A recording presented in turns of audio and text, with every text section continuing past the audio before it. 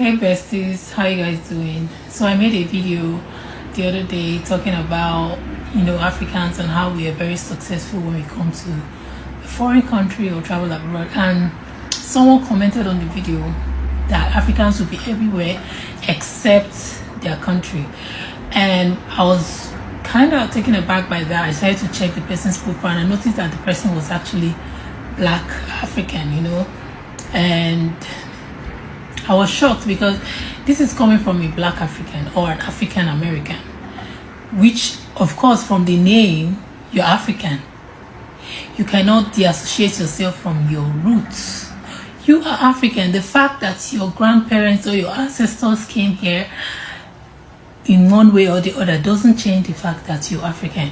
So why are you saying that we are everywhere but our country? I have black American friends or black African American friends, and they identify as African. They are proud of their roots, of their heritage. They are proud to be among Africans. They love everything because we are one. We are Africans. And again, I don't even want people to start thinking that my video is against any particular race. No, I just feel that our culture, our continent needs to be on the map. Like, people need to know us more, so that's why I make this video. So it's not like I'm trying to bash any race, but for you as an African or an African American to say you're not African because you've been in the United States all your life, or your ancestors were here, and bro, look at your skin, look at the mirror, look at your skin. What are you? You're African American.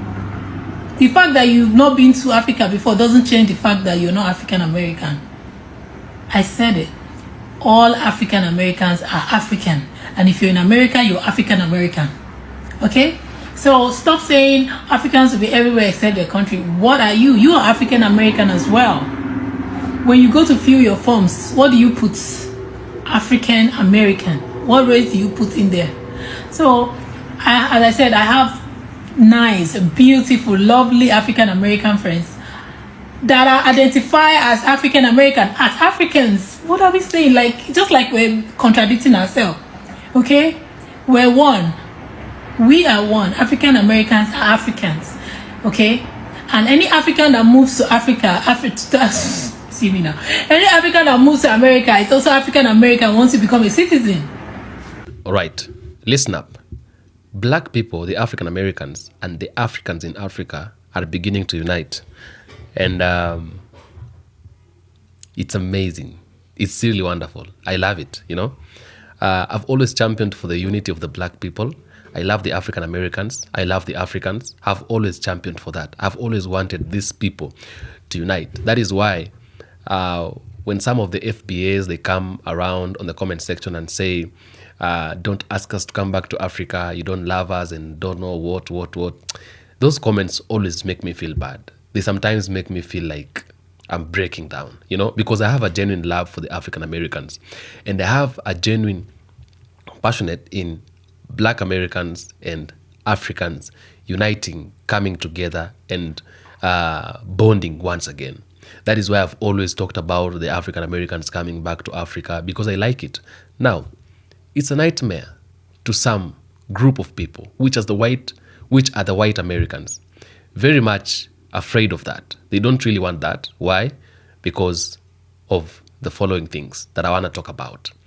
They feel like if these people come together, it's going to be something very, very, very dangerous. And you may be asking yourself, why is it that the white Americans will not champion for, or they will not embrace, or they will not stand for the African Americans coming back or uniting with the Africans in Africa? We should talk about that. But before we get to that point, I want you to take a look at these videos. Watch them. As you're watching them, prepare your thoughts, have them shared in the comment section. I will do my best to make sure I read all of them and give a response where possible. This is African Streamline. I'm going to ask you to subscribe to this channel if you're watching for the first time. And for the returning subscribers, I really do appreciate you. But until then, let's now take a look at the video. You people like to say, let's forget, let's not blame anyone. Please stop that nonsense. When the Holocaust happened against the Jews, it was 1945. 40s, 45. Not a single African country other than Ethiopia and those who had not been colonized was free. The first African country got independent 1957. There is not a single Jewish person who will allow you to forget the Holocaust. And in fact, there are crimes, not just in Israel, across the world against denial of the Holocaust. US foreign policy, Israeli foreign policy is very key. It's a central issue. Africans, for some reason, must forget something that happened 50 years ago, if you are Zimbabwe 80 years ago. Listen, we must always remind our friends from Europe and elsewhere that slavery was a crime against humanity, as is colonialism and neo-colonialism. That killing Sankara in 1984 because you are opposed to communism and plunging his country into chaos that you are now trying to solve as a problem of poor governance is a shared responsibility. So we will take responsibility for our nakedness. But for goodness sake, a naked emperor cannot lecture us about how to be clothed. Pan-Africanism is not a theory. It's the lived solidarity that made the Ethiopians give Nelson Mandela a passport, that made Senegalese civil servants contribute $1 each every month for the liberation of South Africa, that made Zambia take care of us as Zimbabweans and South Africans as we fought for our liberation, that made Uganda take care of the comrades that now run this country. If Pan-Africanism has no active solidarity action, no active affirmative action, the words are meaningless because even the devil can quote scripture. Let's talk about connection, okay? Because there's been a lot of disconnecting going on. In 1935, when Mussolini invaded Ethiopia, Black Americans in Harlem lined up to volunteer. They were ready to fight for Africa's last uncolonized nation. The U.S. blocked most of it, but a few made it, like John Brown Condor Robinson. He became a commander in Ethiopia's Air Force. And this wasn't the only time. Black Americans fought in the Spanish Civil War against fascism, stood shoulder to shoulder with the anti-apartheid movement in South Africa, and supported independent movements in Ghana, Angola, and a whole bunch more. Our history shows we've crossed oceans for each other before, but it goes both ways because Ghana's Kwame Nkrumah welcomed Martin Luther King Jr., Malcolm X, and Maya Angelou. And Haile Selassie of Ethiopia stood against racism on the world stage. We have enough history of standing together to know the real enemy is division. As an African woman, I'd like to say that I am so sorry to the Black Americans because you guys have been fighting. You guys have been fighting for your lives against racism, known and unknown.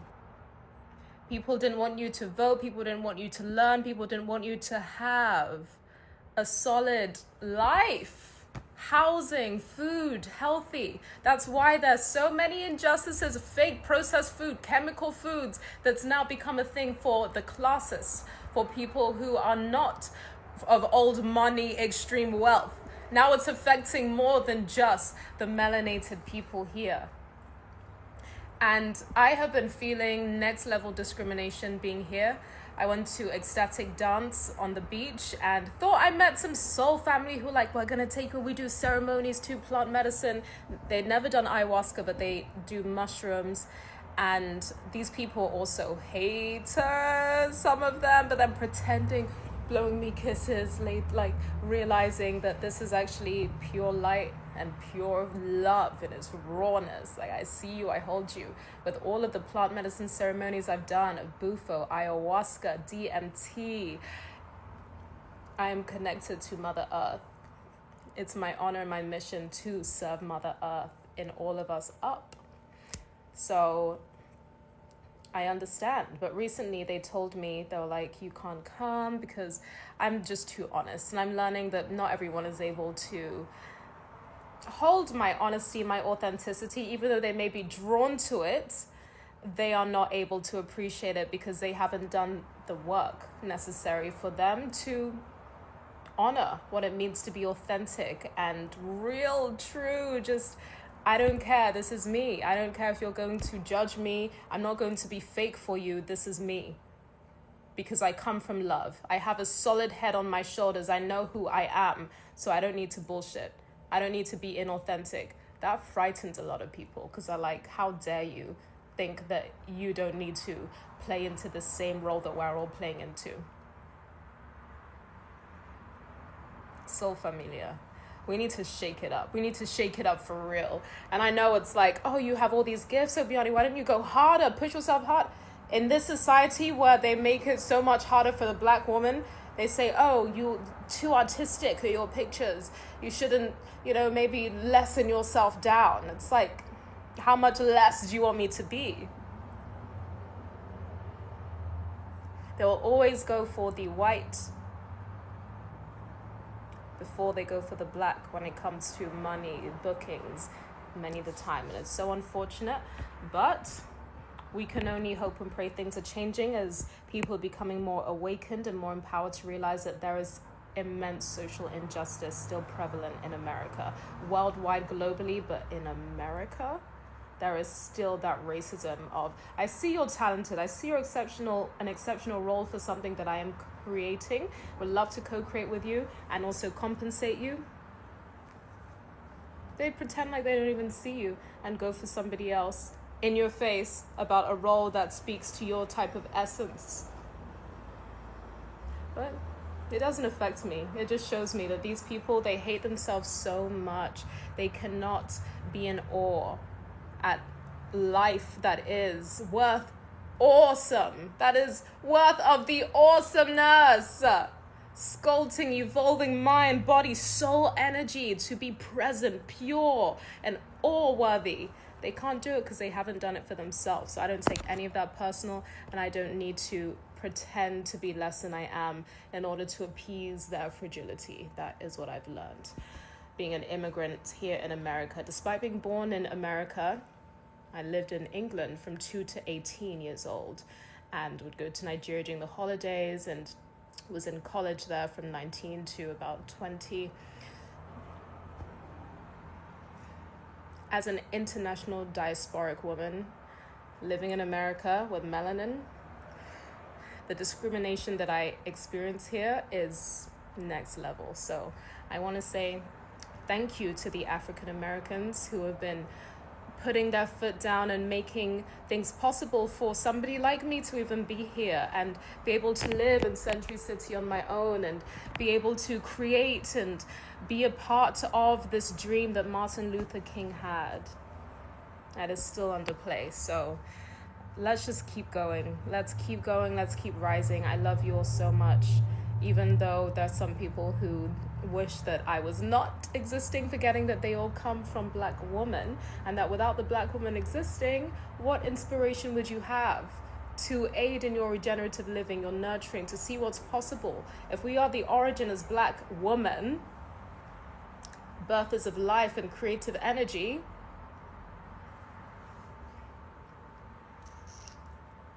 you can't get rid of us. You need to find room in your hearts to honor us and pay us. Because enough has been enough. We've been suffering for far too long, and I am so done with it. But I just want to say thank you to the African Americans.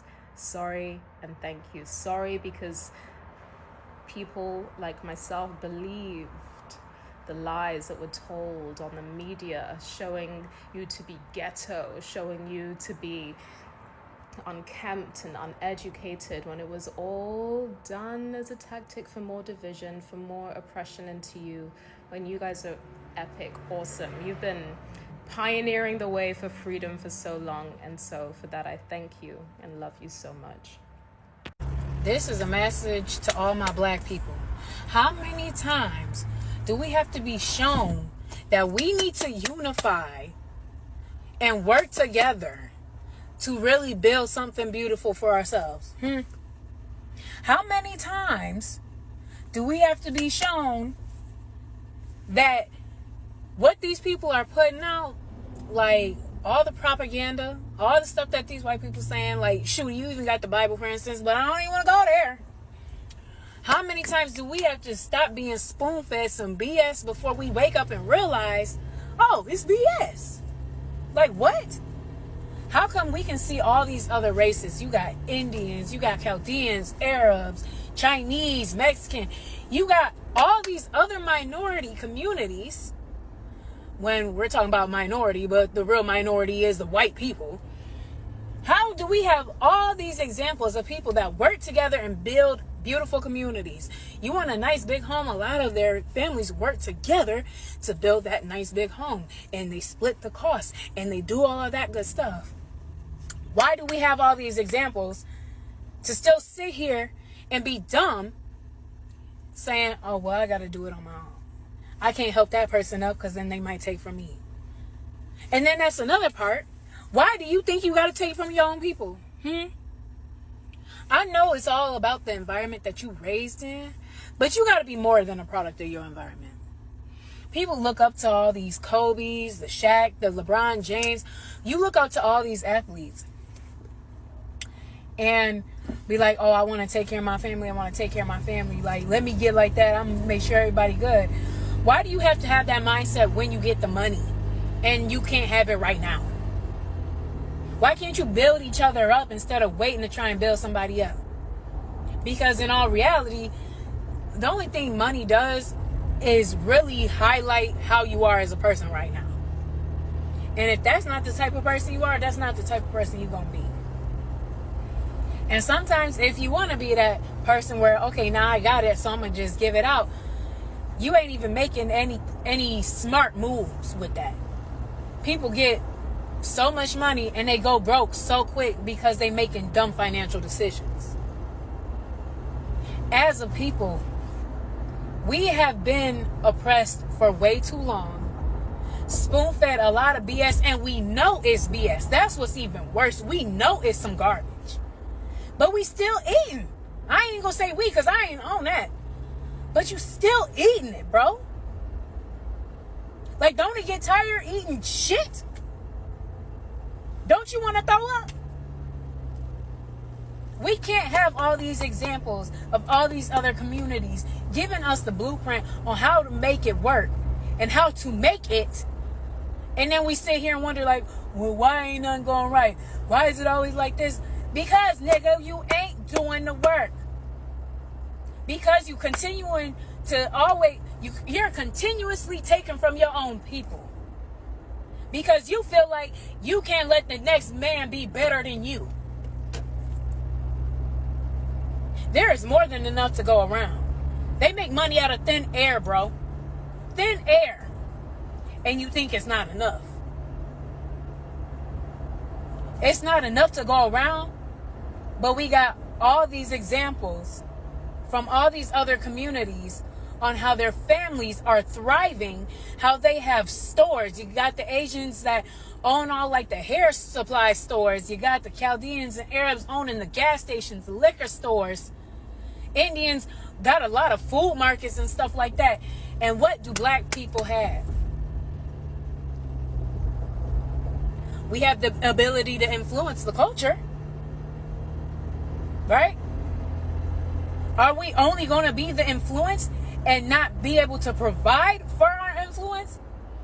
We influence different hairstyles. We influence different food. We influence different types of things like the liquors and all that. But we can't own the stores? Like, this don't make sense, bro. We have to do better as a people. Because it's too evident and too obvious when you have the blueprint in your face. All these communities are doing one thing. And they're doing this one thing, what? Together. Oh my God. Am I really putting something new out here? They're doing it together, bro. And imagine if we all came together, because we got this issue with, I'm going to tell you, these white people over here thinking they superior and they are the majority. They're not. And that's the problem. They think, and they have everybody else thinking that they are. But, bro, we all came together. Now what? I think, aren't they less than 10 or 2%? You know, They are so low of a race, but so high in confidence and misinformation that we just eating it up. Nigga, how can you keep eating it up? I don't.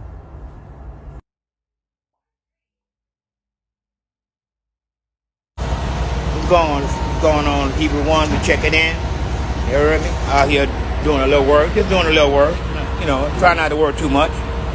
But look, man, I just want to let y'all know, man, y'all gotta be vigilant, man. You know, we trying to do something that hasn't been done in a long time, man. We trying to unite, you know, as a people, man. You know, not like in sections of the country like we did the civil rights, you know, protests and all of that. Most from people from the South, certain areas, this and this and this. The northern part of the country wasn't as active as it was in the South. But this is a chance for all of us on this land to come together in unity, be on code together. You feel what I'm saying? So when you do stuff like that, you're going to have outside influences coming in here. Okay? Trying to draw your attention to something else or some other cause. You feeling what I'm saying? Like, all these people over here come from another country. They come from another country and they got people over in those countries. So it would be in their best interest to employ you to help them do whatever it is that you need to do, whether it's protest or anything else, to help them out over there. Help their people out over there.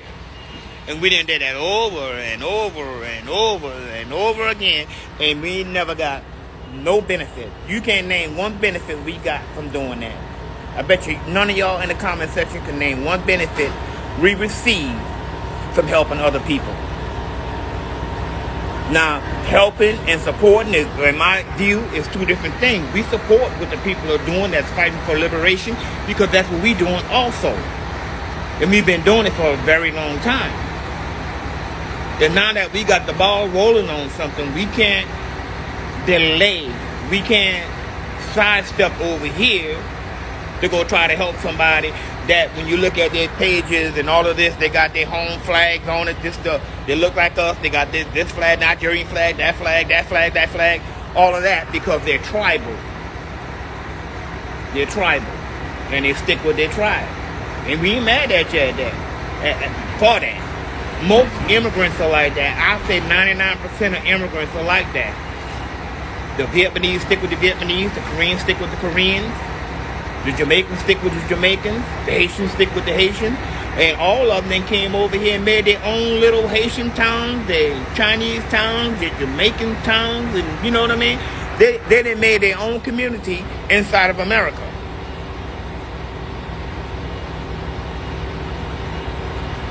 And the only time they're chucking jive at us is when the government throws them inside of our little total community and give them loans and they get stores and all of this kind of stuff and their merchandisers.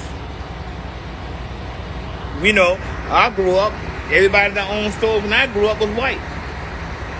Soon as the Vietnamese boat lifts came, they started selling their stuff to the Vietnamese. When the Vietnamese got full, got their belly full, advanced and moved up a little bit, they sold it to the Arabs. You go to all your flea markets and this and this and this and this, they get that to the Africans. Everybody getting a piece of the pie, everybody got their own community, everybody taking their money and putting it into their community. Not the community that they're stealing out of or they're siphoning out of. It's their own community. They got the banks, they got the schools, they got the better living and looking down on us, but they're getting their money from us. And these are the same people that's in this comment section telling us we need to go help this person, we need to go support this person, we need to go support that person, support these people at my homeland. We need y'all African American bodies once again to get what we want. And we gonna go back and sit back at you and look at y'all and holler about why y'all so lazy, why y'all can't get nothing, blah, blah, blah, this and this and this and this. You feel what I'm saying? I feel strongly about what I'm saying. That's why I keep saying what I'm saying. We cannot be sidetracked by this stuff. They got enough immigrants from these lands that they're looking for support from to support their own people from here. But what it is a distraction. Y'all can't let them distract us because this real what's happening right here. This real. To me, I feel like if we can't get this done now, it ain't gonna get done. Y'all should know the tricks in the game that these people use out here. Y'all should know that already. We need to work on us, getting together, being brothers and sisters, looking out for each other, knocking out the drugs, knocking out the crime, and the foolishness. And get on code, we act as one. Just like them immigrants. That's what they do. Watch them. You ever watch them? I live around them. I live around Africans. I live around East Indians. That's all I live around in Richardson, Texas. They stick together. You heard me? Anything they write, any kind of propaganda they do, it don't include us. It's them. You heard me? We need to get that attitude. We can love you from afar. You feel me? Right now, we got work to do. Don't fall for the okadoke. Hebrew 1. Back quiet, baby. Now, welcome back again. For many white Americans, especially those invested in maintaining racial hierarchies, the idea of black Americans uniting with Africans represents a kind of nightmare because it threatens systems of control. Superiority and narrative and maybe narrative dominance that have existed for centuries. Okay? And many of you should maybe be asking yourself why and how. Let's break it down clearly. Number one, we have unity. And unity means independence. Unity means independence. When people are united, they're going to be independent. Why? Because unity is power. And people who got power, they're likely going to be independent. So unity means independence. And independence means independence threatens control. Unity means what? Independence. Because when people are united, they're going to be powerful. One united people, that's what they say, unity is strength, but division is a weakness. So when people unite, they're definitely going to become powerful. When they become powerful, they will definitely threaten control because powerful people decide who or how things happen. Powerful people who are powerful, they decide where to go, how to do things, and all of that. So because white people have been to power for many years, they've been to control for many years. When black people unite, when African Americans and Africans unite and come together, it means they are going to have to be more powerful. When they become more powerful, they will definitely threaten the control of the white people. For centuries, colonial and racist systems have survived by keeping black people divided. Africans versus African Americans, Caribbeans versus continental African, and etc. If black people across the world unite economically, politically, and culturally, they create a global power base that can easily be manipulated, that can't easily be manipulated or controlled. If they come together, they unite, they can create a certain power base that cannot easily be manipulated as it has been always. So that unity means shared resources, shared knowledge, and shared vision, which challenges white dominant system of global influence. Africans have resources. Africans are very much wealthy. Yeah, it is only that sometimes we have not yet been able to maybe notice the power the resources that we have. Yeah, but the truth is that Africans have resources and they have wealth. But on the other hand, the African Americans are very much intelligent. Their level of intellectual is very high. Thinking capacity and IQ is very sharp. They know how to come about things, to find solutions for things, to solve problems and all that. They know the things they can do to make sure they're remaining on top or to make sure they're working things out. If we can have African Americans and Africans together, we will have a very strong community where it will threaten the dominance. Secondly, it breaks the narrative of white savior superiority. Western powers built their moral image on the idea that Africa is helpless, black Americans are saved only through Western systems.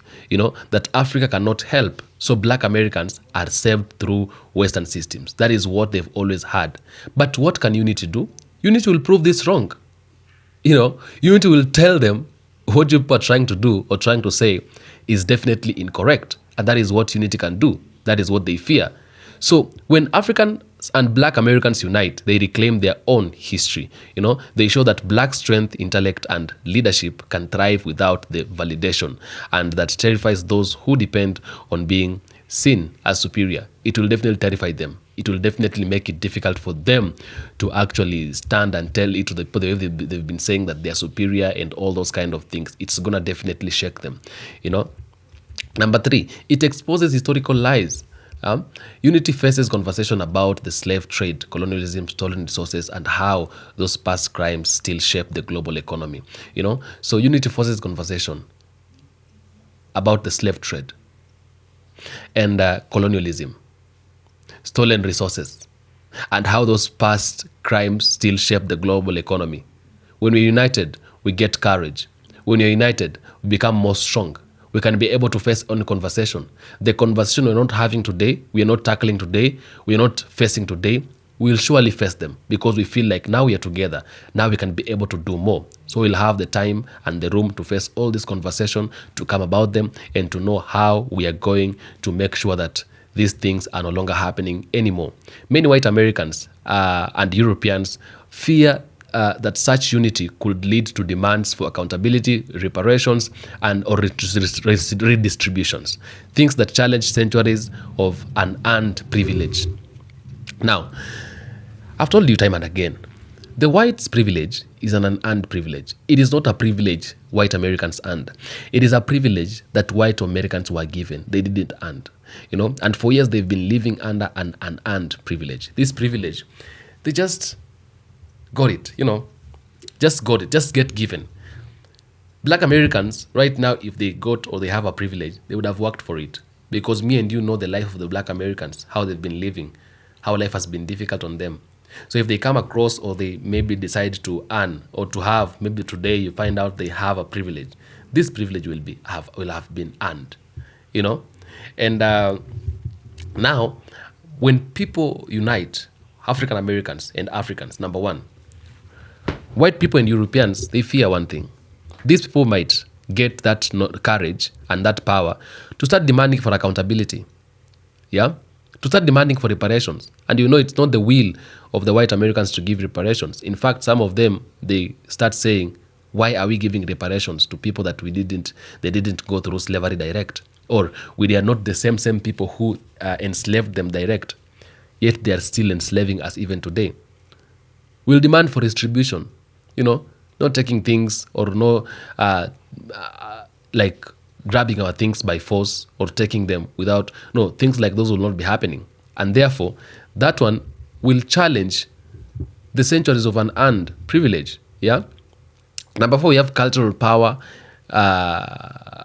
which is leading to economic power.